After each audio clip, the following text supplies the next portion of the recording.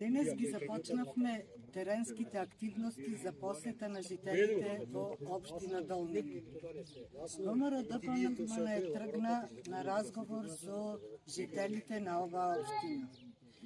После една година консолидација на државата, борба со сите неправилности, стабилизација на институциите, ги започнавме темелите, да ги градиме темелите на промените. Во изминатата година дена реализиравме дел од она што ветивме пред изборите. Зголемување на пензијата за пензионерите од 5000 денари линеарно за сите пензионери. Зголемување на платата во образованието, здравството, полицијата.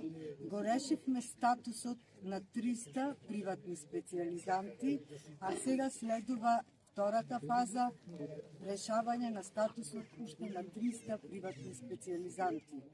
Се прошири позитивната листа на лекови.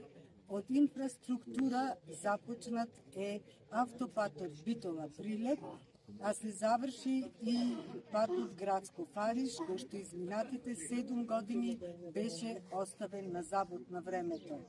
За земјоделците постигната е цена од 400 денари за откуп на килограм тутун, се зголеми субвенцијата од 80 на 100 денари, се исплатија субвенциите кои што не беа исплатени во изминатите години и нормално и сегашните субвенции во вредност од 8 милиарди и 660 милиони денари.